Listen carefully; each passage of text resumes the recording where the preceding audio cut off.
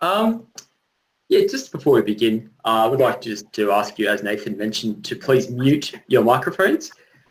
We say, please ask lots of questions in the chat, and our facilitators will ask the speakers at an opportune time. And we ask that you please be respectful to our speakers and to each other, which I'm sure everyone will be. Just before I begin, I'd also like to just do an acknowledgement of country. I'd like to say that we acknowledge the traditional custodians of the land and the waters of Australia and pay respect to all elders, past, present and emerging. This space may contain voices, images or names of deceased people. Thank you very much.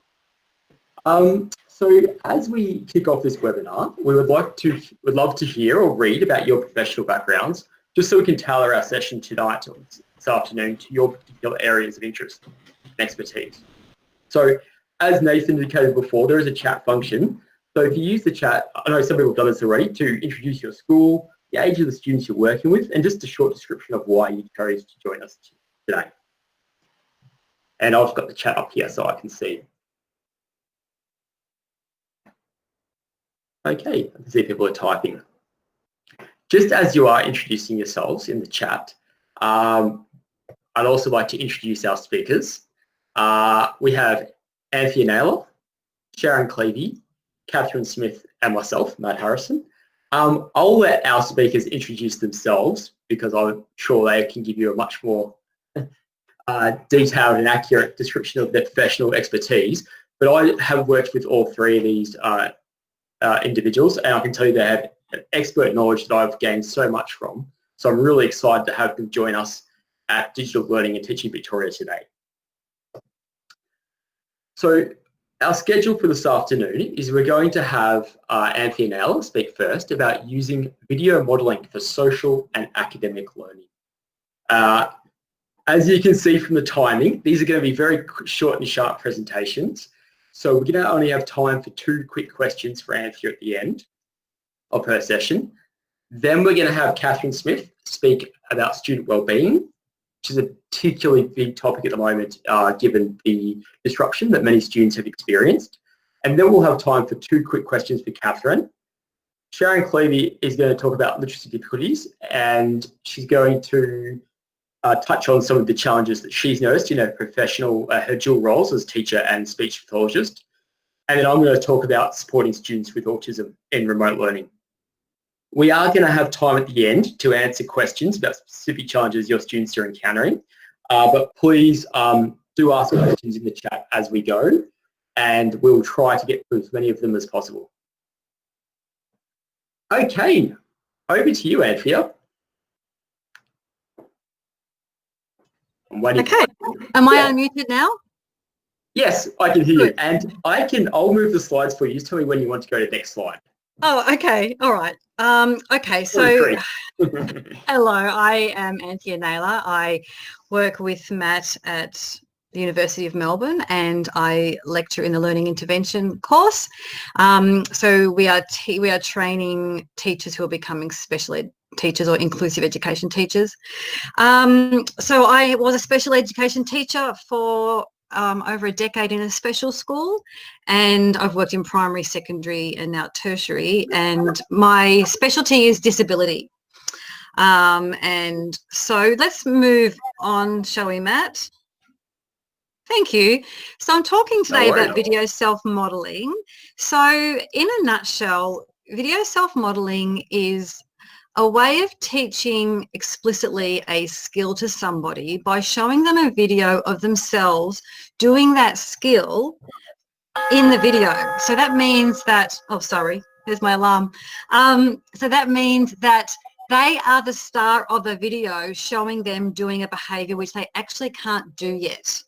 So it involves using something like iMovie to take footage and to find ways to make it look like they are actually doing that skill. And the evidence is showing that this can have really fast skill uptake, particularly with students with autism or intellectual impairment. There seems to be some visual aspect and explicit teaching aspect that makes this very clear for students who are struggling otherwise to learn other skills. So I've used this in my classroom to teach things like using the toilet, speaking, walking, self-regulation skills, teaching students how to ask for help, basic communication skills.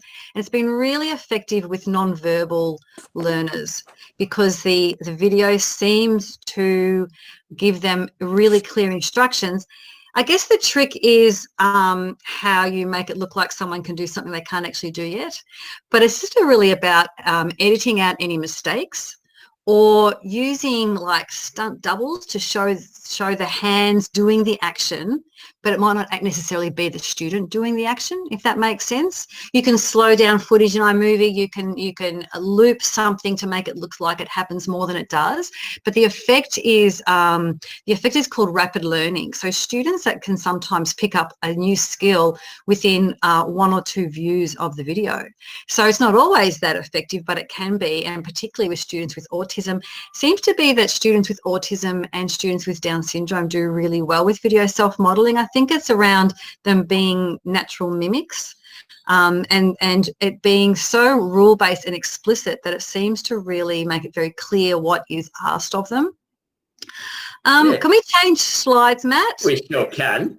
So here's just a few examples of the kind of things that I have used this for. So perhaps somebody has done something, a skill once or twice, but they don't seem to do it anymore. By creating a video of them doing it, you can really increase that skill uptake and generalize it and get it to be done in other places as well. Social skills, life skills. I've taught students to shave and have a shower and sit and have their hair cut when they wouldn't allow these things to happen before, by watching a video of themselves, kind of a fake video of themselves, but it works to show them what is expected. It's also been used really successfully in academic skills. So while my experience has been in an SDS, special development school, there's a lot of research around this used with language development, math skills, and it's not just, a lot of the research has been in early years, but there's a lot around primary and secondary as well, and also within the mainstream, not just primary schools. Okay, so let's go to the next slide, Matt. Okay, so here's some basic rules around video self-modeling. This is really aligned with positive behaviour supports. So we are only showing the behaviour that you want. You do not show what you don't want to happen. So if you have somebody who is getting upset over a particular issue, you won't show that in the video. You'll show a solution or perhaps a self-regulation skill that they could learn to avoid the getting upset, if that makes sense. You never show the mistake. It's less than 2 minutes long. Sometimes the best videos are only 1 minute long. They don't need to be long videos. They just need to be really explicit and really clear. iMovie is a really great editing tool to use, really simple. And so you can do this really simply with taking the footage on the iPad, editing on the iPad, and then showing it on the iPad. And I'm in the process of training parents how to do this from home, because while their kids are at home, this is a really great opportunity to do some really good, simple video self-modeling of basic skills that might help with behaviour management or the academics. I know there are some teachers who are doing this and sending them to home when remote learning is happening. So the teacher is not, it's not video self-modeling, it's video modelling if the subject is not the person themselves, but they're making videos to show the kids how to do something. What's the next slide, Matt? Next slide. Okay. Well, this is an example. It was going to be a video I was going to show you, but it won't work. So we just got a slide of it. But this was a little guy who would not keep his hands to himself, basically. Personal space. So he would grab people, he would pull hair, he would pinch. It was not aggressive. It was more that he thought it was really funny. This is a child with Angelman syndrome. So I got lots of footage of him not doing that behavior. So footage of him sitting with me, not grabbing me, not pulling my hair, where he's keeping his hands to himself. And it took quite a few hours to get enough footage because he would do this so often. But the result was that after, I think it was 4 views of this video that went for 1 minute, he was significantly better at keeping his hands to himself. And we would just say, the video said, Billy keeps personal space. So by just saying those words, it would remind him of the video, and his hands would very quickly go behind his back to remind him about keeping personal space. So there's just one example of hundreds that we've done over time, but there's lots of ways we can do this. This is a child with quite a significant intellectual impairment and completely non-verbal, but this method really works. So I guess that's a hint, Matt. If you want to know more about this, I have a website. There's a Facebook group there as well. And I've also now created a series of really short videos on YouTube explaining this in a lot more detail, how to do it and ways you could apply this and what it's all about and the research behind it, in a YouTube channel called School of Video Self-Modelling. Okay. And I can see in the chat, Anthea, there's a few Anthea Naylor fans. Oh, is it? Laura says amazing. Nathan, did you see any questions? I think Liz had one about what software for PC users to use. Yeah, that's right. I suggested someone suggested, I think Daryl suggested Windows Movie Maker. There is now a Windows 10 one called Movie Maker 10, but I think you can still get Windows Movie Maker as well. You can still install it. And the reason I think that is because I've got it on my Windows 10 computer. I don't know if I found a weird way to do it, but it's still possible to get it. I'll see if I can find out by the end of today, because it is a nice, simple one to use. Yeah, Nancy, you had an Android app, didn't you, that you were using? FileMaker Pro. Yeah. Yeah, really simple. They all do the same sort of thing. They allow you to duplicate footage. They allow you to slow it down, make it faster, cut out mistakes, and really, really simple. And they're so simple that, and YouTube has tutorials all over it around how to use these apps too. So it's pretty simple, but yeah. I only use iMovie, but yeah, there's lots of options. Wonderful. Nathan, were there any other questions?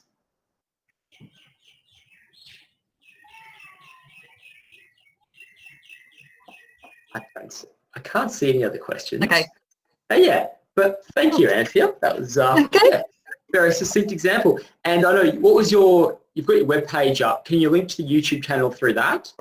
Yeah. On the webpage, you can link to the Facebook group and the YouTube channel. Yes, you can.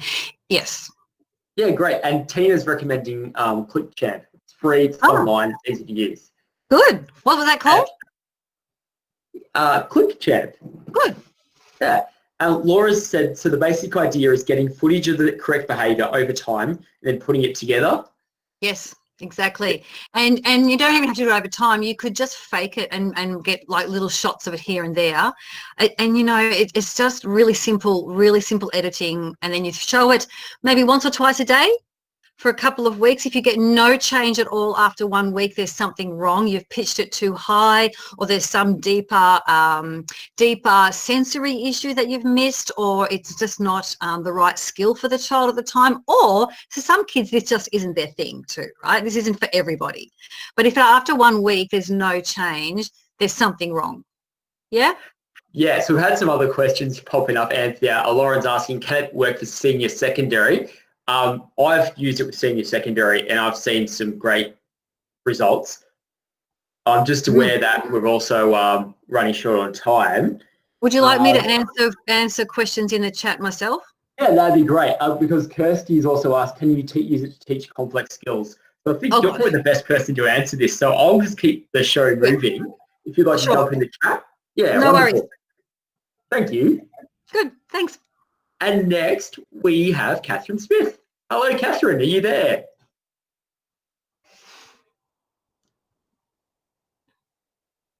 I saw Catherine before, so I think she is here. I think she's just... you are here. Wonderful.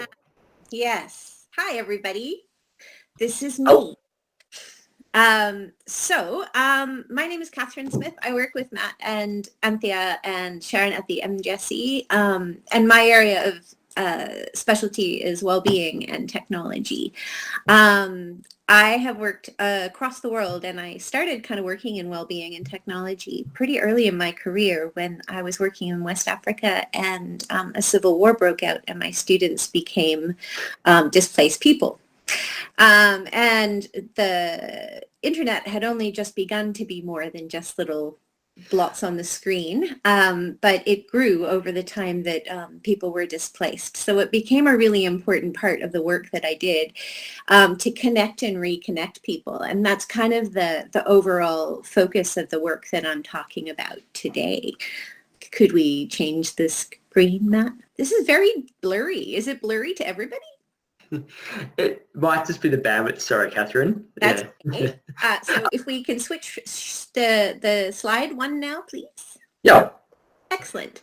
So the framework that I use to kind of think about this is the one that's in the top left corner of your screen. And looking at the behavioral, emotional, and cognitive needs of students, I'm considering kind of the way that we create spaces online that allow for a sense of belonging, interaction with not just you, but with other students, and an opportunity for kids to kind of work with persistence and motivation, and thinking a little bit about how that works. Now, in the spaces that we've just been in, this has been particularly challenging, not just for the students, but also for a lot of us as educators.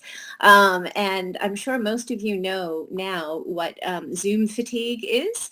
I'm sure that most of you have had very sore eyes and quite exhausted bodies at the end of the day.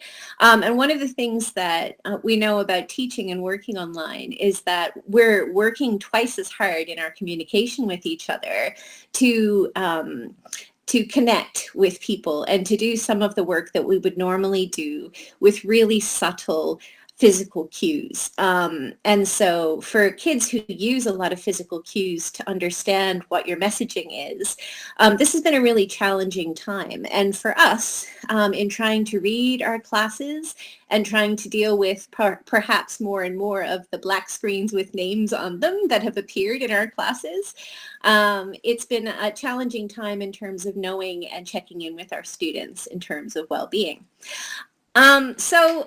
Thinking a little bit then about can we switch screen, please, Matt? Thinking a little bit about what that means in terms of can we change the screen, Matt, please? Yeah, you sure can. Sorry, Catherine, just it seems that the volume's a little bit quiet. So it's just asked if it's possible to turn the volume up a little bit. Okay, is that better? That sounds great to me. Okay. That's great.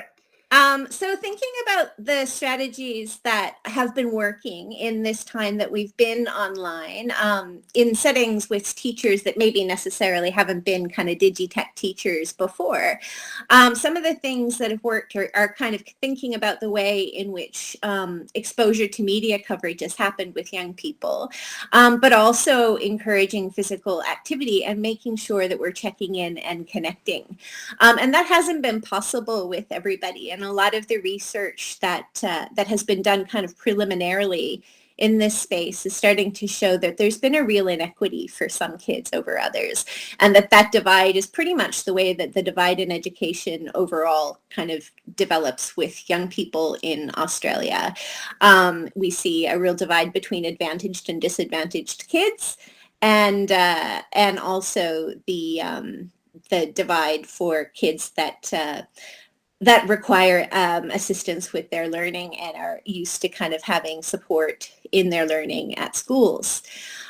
So the work that has kind of been really successful is work where we offer a sense of control, and we focus on some of the work that helps kids to stay safe. So making sure that we identify for kids the ways in which they have control over the things that they're doing, and the way in which they can kind of connect with people in not just the synchronous spaces that we create, but maybe the asynchronous spaces as well. Now, what we do know is that kids have had all sorts of different connections, and some haven't had any at all during this period of kind of COVID. And so moving back, there's lots of things that we also need to consider in terms of maintaining some of the connection we have, but also moving into this space that will exist kind of in space. Now, the overall considerations for now in terms of the implications from the research and literature is that this transition is not going to be like other post-disaster situations. And so while we can draw on an understanding of post-traumatic events like bushfires, in this particular case, there's also a lot of other things to consider. Some of it is around the precarity of work and the precarity of finances that some kids are experiencing. There's also been an enormous rise in domestic violence, and kids have been exposed to things that will likely kind of result in, for some kids, a more traumatic response. So there's been disruptions, particularly to levels of process. And so we're going to see kids come back to schools with a bigger divide, perhaps, in the learning that they've managed to do over the time, but also a new kind of post-secondary trajectory thinking needs to happen as kids who are graduating this year or next need to reconsider or maybe reconsidering their future. Now, one of the things that we know has happened in past when we've had these sorts of actions and things that we might want to consider getting ahead of is that after these sorts of disruptions in schooling, we see that those kids who were already kind of at risk of skipping school and being absent are likely to be more absent. So finding and thinking constructively about a way in which we can kind of set up to connect with those kids and incentivize them to show up, particularly with personal connections, is really important. Usually after an event like this, we see an increase in peer conflict. And so the ideas of kind of putting some social emotional learning into your online spaces now in preparation for coming back is a really great idea. And there's lots of materials on the department website that are accessible to everybody around resilience, rights, and respectful relationships that might be able to help out in some of the work around getting kids ready to deal with the conflicts that might happen. There's also likely to be behavioral changes for some kids that have experienced a lot of anxiety. So we might see some acting out and some poor concentration. But the other thing that we need to also recognize is that we may have made new connections with students. And certainly what we've seen is that some kids who previously did not have a robust relationship with teachers have found a space online to connect with school and learning in new ways. And there's been a rise in people inquiring about continuing to learn online, which will be interesting to see in terms of the work for the future. So in terms of your strategies for returning and going back to the kind of behavioral, emotional, and cognitive framework that I think is really good to think through, it's important to think about the way in which we form engagement and reconnect with each other and our learning. The first week back is really important to take it easy. And I'm saying this not just in the situation for kids, but also for teachers. You guys, and all of us who've been in education spaces have been first responders in this situation. And we've been go, go, go, a lot of us, the whole time. It's not uncommon for people in that situation, once the change occurs and things go back to the way that they might have looked once before, that's when you suddenly start to kind of feel the stress and anxiety and some of the energy that you might have lost over time. So go easy and gentle with yourselves and your students and your expectations on the way back, and think about the ways in which you can continue to connect in the spaces digitally that you have created to allow yourselves a little bit of space and time to build those relationships in IRL life, to consider how that might actually give you all a little break from each other as people have perhaps learned to be more comfortable with themselves and less comfortable with some of the strategies they have for dealing with the needs and behaviors of others. So I'll just turn the slide over now because I know that's what you're speaking about here. You like my mug? You're right on 10 minutes. I know we had some questions about the diagram on the first page of the Venn diagram. I'm sorry, Debbie's asked about the just the font size. I had to compress the image to make everything fit. Sorry, Debbie. So that was my fault. That wasn't Catherine. Just the Venn diagram on the first slide. Yeah, I'll just go back. you're on the last slide too. Oh, on the last slide too. There we go. Would you like to? Would you mind just sort of explaining that? Sure. So this is kind of a way of conceptualizing the important parts of engagement with students.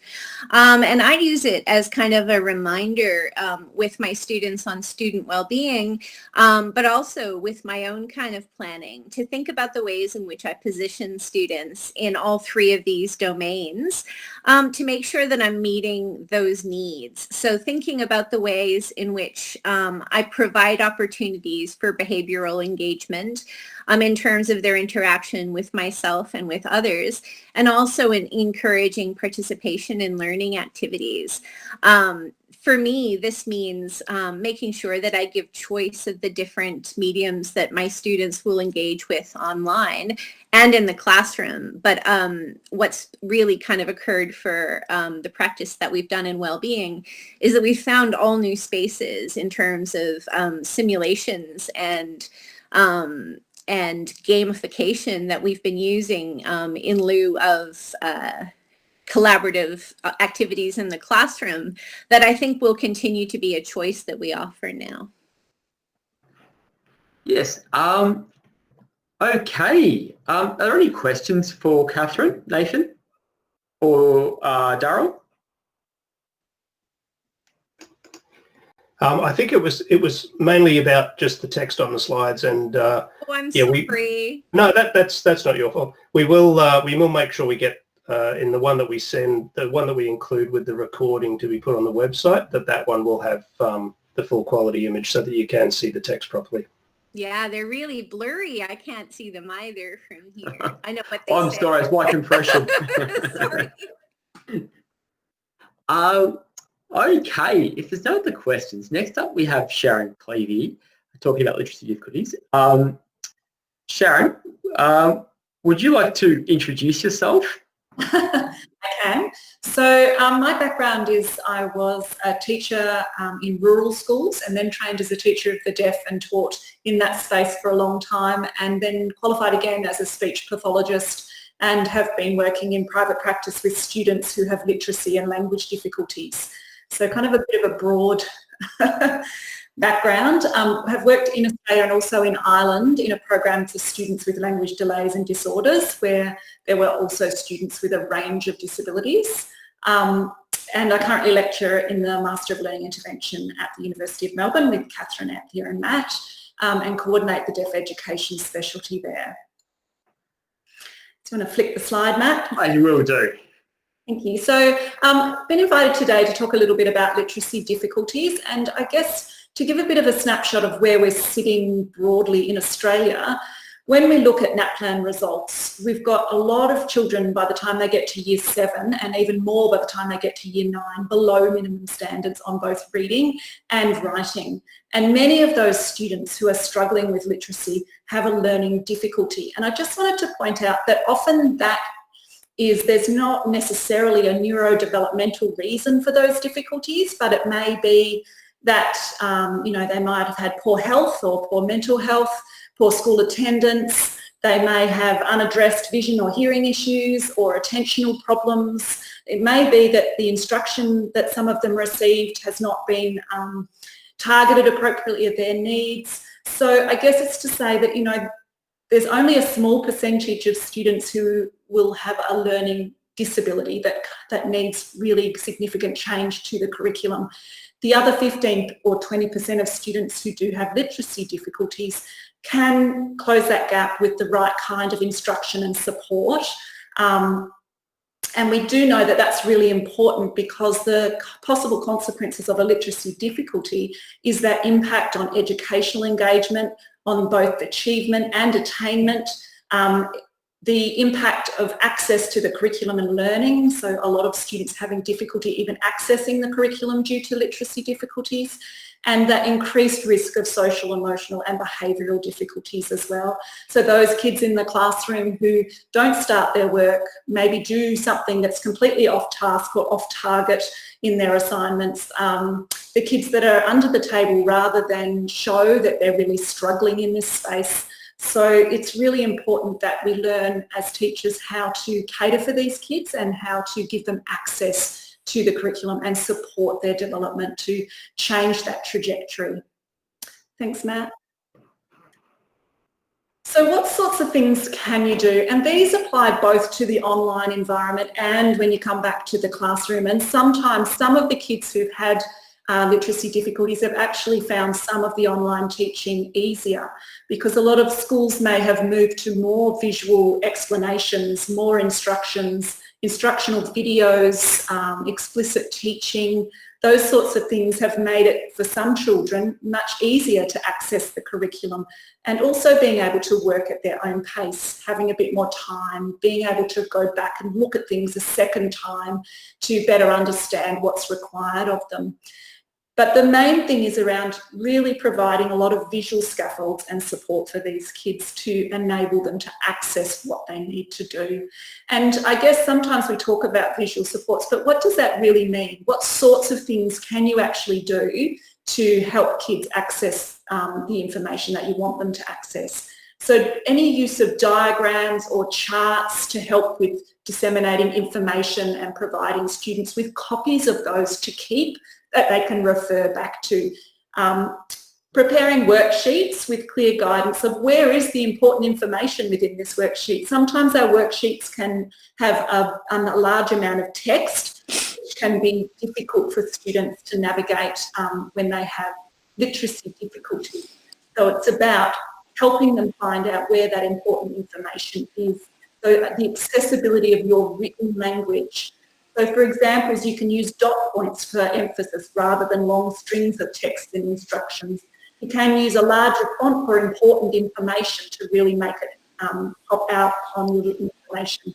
Underlining things, highlighting things, using pictures or graphics or symbols for all age groups is really useful. So if you have an instruction of, say, for younger kids cutting something out, then having a little picture of scissors next to it would be fantastic for that, or having a glue picture next to it. The same for older students, you just have to use symbols rather than pictures, and we know we use symbols for adults all the time out in the environment. So it's not only for younger children that symbols are important. Using video or audio recordings support or to illustrate content is really useful. So that idea, I've heard of some schools where they're providing feedback to students as an audio recorded feedback, so the student can listen to that about their work rather than trying to access it through reading it if they have difficulties. Again, using videos to actually demonstrate things or work through things so students can come back to it. Teacher modelling, class modelling, peer modelling, demonstration of what a task looks like through modelling of all those different ways can be really useful. Worked examples, giving kids the finished piece of work so they know what the expectation is. And this is for younger children all the way through to senior secondary kids. Don't assume they know what the good option looks like. Worked examples and, options for the student as well. And I think, as Melinda just said, not just A+ examples, but a range of examples for some, so that kids can access that at their level as well. Frameworks and templates and paragraph headings, even sentence stems for kids can really help them get started, to have an idea of how to go about it, and to give them a model of that is really important, because they may not have the language, or we know that if you have literacy difficulties, then learning academic language and academic vocabulary, which is what we often do through reading, can be really limited.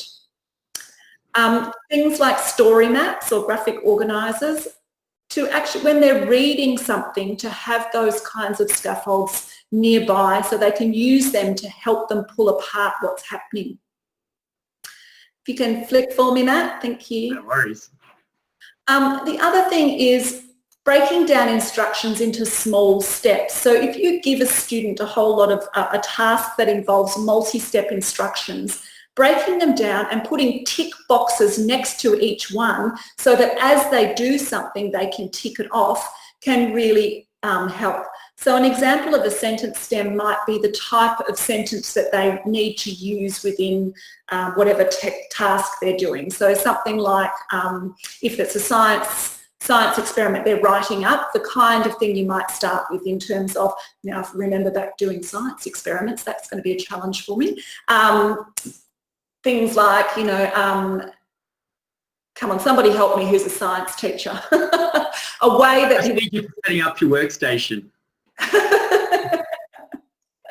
Yeah, so, but you know, what you're expecting, the type of language you're expecting at the beginning of the sentence, and then the student finishes the sentence off. So something that you're looking for, or an option that they can use, or a few options that they could use to get them started.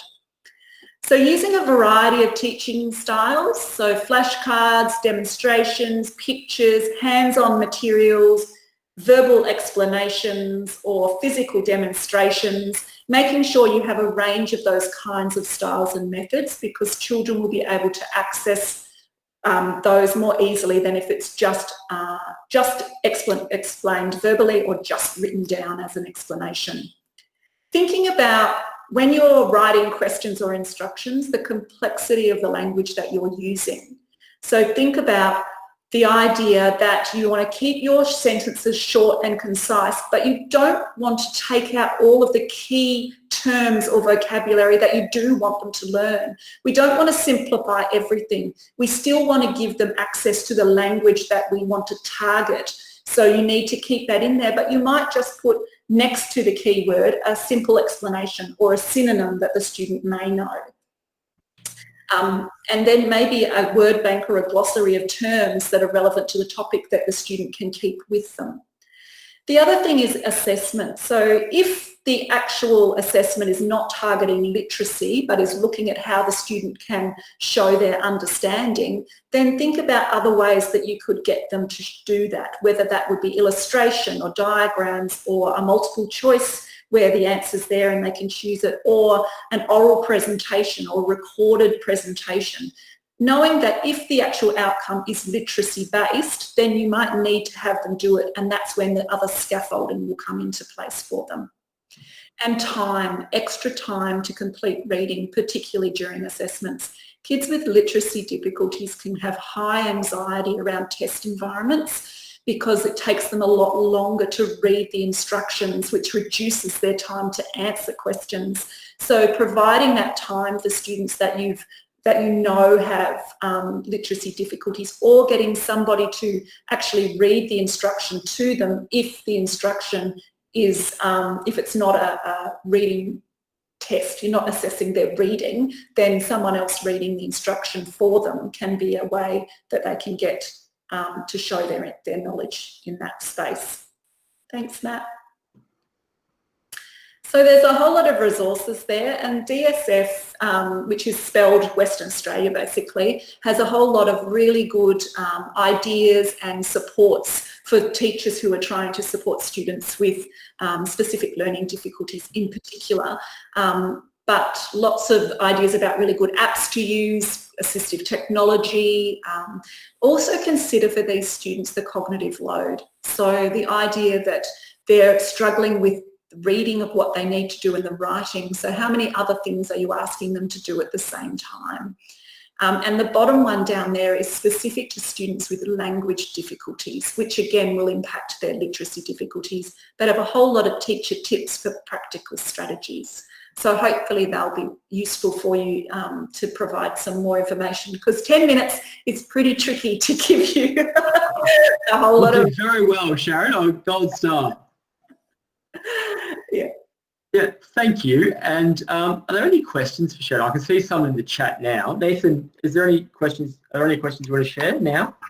I saw one brief question. Should teachers provide a number of worked examples, not just an A grade example? Yeah, and I think that makes a lot of sense, because sometimes that A grade example might be so far above the student's capacity that it's somewhat of, looking for a better word than a turn off, but that idea that it may lose confidence and think, well, I can't possibly get anywhere near there. So it's around offering, different examples of exemplars or worked examples, but also providing the scaffolding around how you get to that worked example. So not only is it what it looks like when it's done well, but it's, well, how do I do that as well? What are the scaffolds and supports you can put in place? And Lottie says, that was awesome. Thanks. No worries.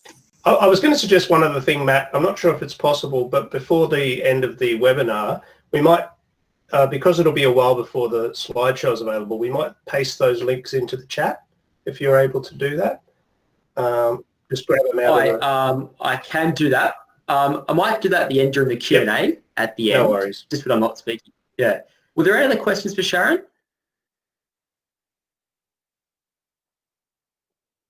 Okay. Thank you very much, Sharon. No worries. And no worries. Finally, I'm just going to speak about supporting neurodiverse learners. I can see from just the people in the participants in the list here that quite a few of my colleagues or former colleagues are here as well, so that's very nice to see. If you're not familiar, this is my area of passion, supporting students with autism or students who are neurodiverse or autistic students using cultural first language. My background is I'm a teacher who's worked in Australia, Vietnam and South Korea and the UK. So I spent the first 8 years of my career teaching in mainstream schools, and then I spent a couple of years working, 4 years actually, at Waratah SDS. So I can see there's a few Waratah people here, so hello to Waratah people. My current role is I coordinate autism intervention at the Melbourne Graduate School of Education, working in partnership with Sharon and Catherine and Anthea. I'm also the Victorian Counsellor for the Australian Association of Special Education, which is about supporting all kids with disabilities to access a quality education. I'm also the Vice President of Digital Learning and Teaching Victoria, so I wear a couple of hats. Just to really start things off, I just wanted to quickly explain what we mean by autism, because there are some misconceptions. Autism is not an intellectual disability, it's a social emotional differences or deficits, if you're using the language of the DSM-5. It's really challenges in two key areas. There's challenges in social communication and social interaction, and there's challenges in repeated and repetitive patterns of behaviour or interests. So there isn't necessarily a diagnosis of intellectual disability, although many individuals who do have a diagnosis of autism also have an intellectual disability, but there are many who don't. So we just wanted to clear that up straight away. We're really talking about challenges in social communication and social interaction, and challenges or differences in patterns of behaviour. So just some examples of some of the challenges, and when you're talking about autism or the autistic community, if you know one person with autism, I know it's a bit of a cliche, but you only know one person with autism. These are some examples of some of the difficulties people may experience, but it's not universal. So things like abnormal social approach, reduced sharing of interests, difficulty continuing conversations on topic, poorly integrated verbal and non-verbal communication, abnormalities, and I hate this term, in eye contact and body language, differences in understanding the use of gestures, minimal facial expressions and non-verbal communication. This one is apparent absence of interest in peers. I've highlighted in yellow because even though I find this one problematic as well because of the term apparent, because I mean, even though we know from a lot of research that students may appear to not be interested in their peers, but we know that like everyone else, they need social connection. And this idea of challenges displaying cognitive empathy, I just really want to explain this one as well. This means that the students find it difficult sometimes to understand what you might be thinking. It doesn't mean they don't have emotional empathy. So if they, many of the students that I've worked with, when they see someone upset, they actually feel really upset too. They do empathise with you emotionally. But the idea of cognitive empathy is that some individuals with autism may find it difficult to be able to predict what you're thinking and what you may know. And this presents a number of challenges. I really wanted to focus on these strategies for supporting students with autistic students or students with autism, depending on your use of language. I think these strategies actually help all students. So these aren't just for autistic students, these are for supports for every student. And you'll see some common themes here from what things that Anthea was mentioning, and Sharon was mentioning, and Catherine was mentioning. Like the idea of creating predictable environments is really, really important. The idea of building routines. And we do this by creating and explicitly teaching clear and consistent routines. So explicitly teaching routines means that we actually need to say exactly what we expect our students to do and how they can do this. There's a number of supports we can use to help our students to remember what to do and to develop these routines. The first one's visual activity schedules. And you see this on the right-hand side of the screen here. This is the idea of having a linear progression of tasks for our students. This is what we want our students to do in order, one by one. To support the use of these schedules, we can use timers. We want timers that are visual, but we also want to minimise unnecessary animations. I know Sharon previously mentioned cognitive load theory, and this is the idea that our students can only have a limited working memory and can only keep certain bits of memory in their short-term memory for a certain amount of time. We want to really make sure that what we're doing is directing their attention to the important information. So I know a lot of iPad timers look really cool, but they have lots of animations going on at the same time, and that can actually mean that our students are focusing on the animations and not on the actual timer and not on their actual tasks. The idea of having systems, and this is systems for paper and digital tasks, where we have clear systems for saying what task we're working on now, what's next, and what do we do when the task is finished. If you're doing paper-based tasks or doing tasks in a physical classroom, there's a program called structured teaching, which is a system where you work from left to right, and you actually have a physical finish box. For our students who are actually completing tasks, looking at the visual schedule, see what's next. When they finish the task, they move the finished work to their finish box. This is actually creating routines, it's creating structure, and it really addresses some of those challenges that we talked about earlier around integrating information, around the need for routine and repeat patterns of behaviour. Actually setting up these systems creates that predictable environment. The idea of having planned breaks. School is exhausting for all kids. It's exhausting for teachers, as we know, but it's particularly challenging for students who may have social and emotional differences. So the idea of scheduling in regular breaks and also having procedures for students to ask for help or for breaks. I use break cards.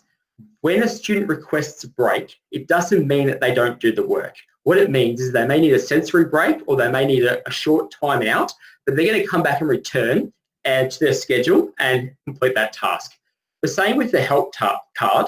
It doesn't mean that the teacher is going to do the task for them, but it means that they may not understand the task, they may not understand the expectations. Giving them a system is a way to actually, a systemised way of asking for help that uses non-verbal means to communicate, like a physical card, can really help our students to have a circuit breaker when their anxiety levels are rising, and when they're, I guess, and particularly we know with students who may find it difficult to ask their peers for help, setting up a system for all your students to have help cards can be a really good way of normalising these supports.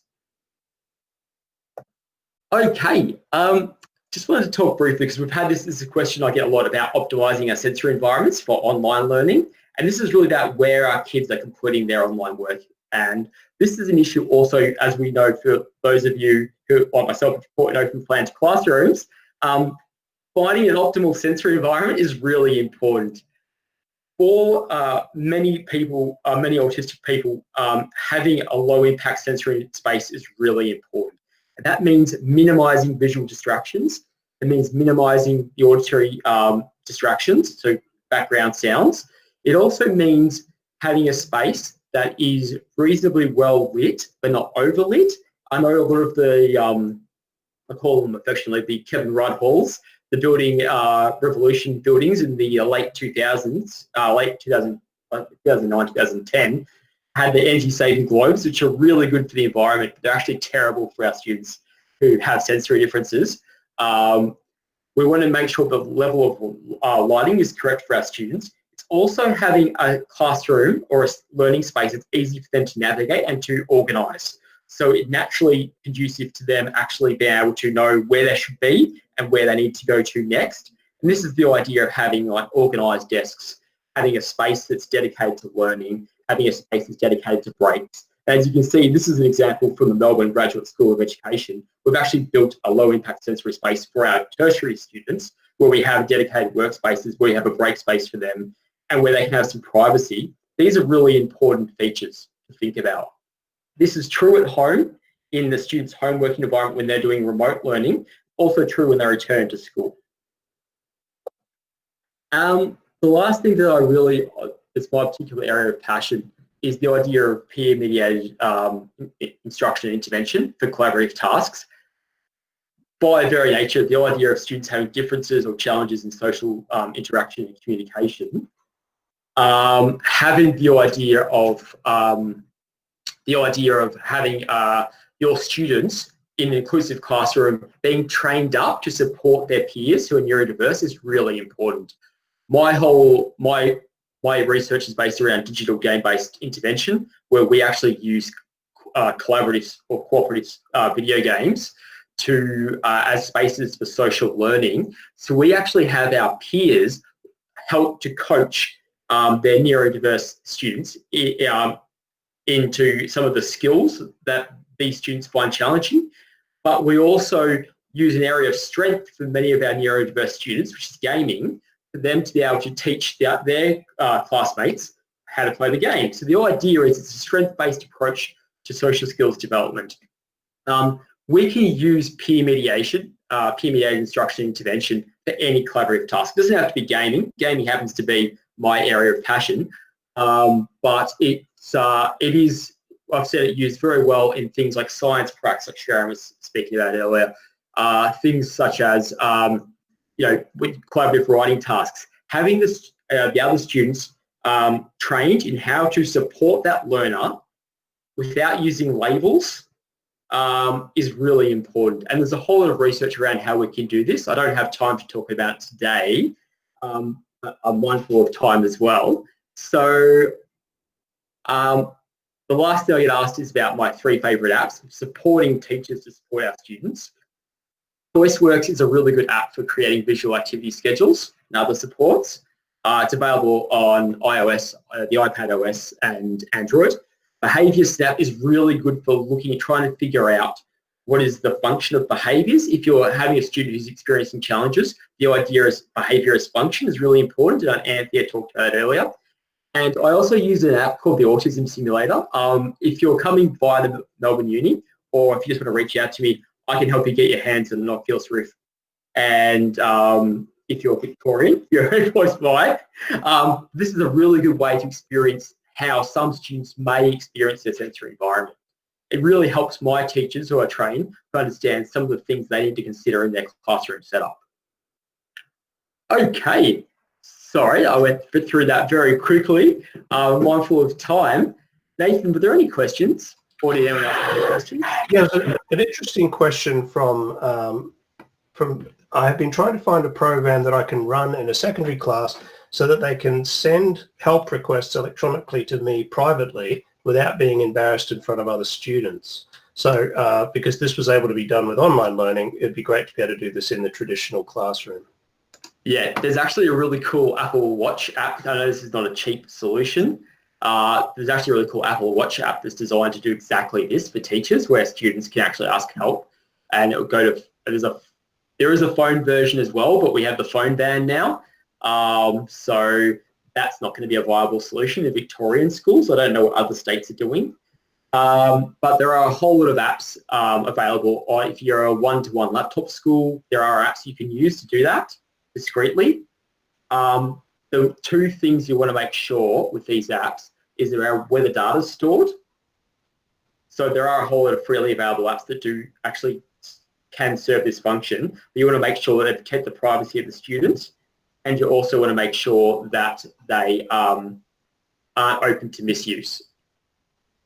So if that person wants to contact me, I'm happy to help walk them through that.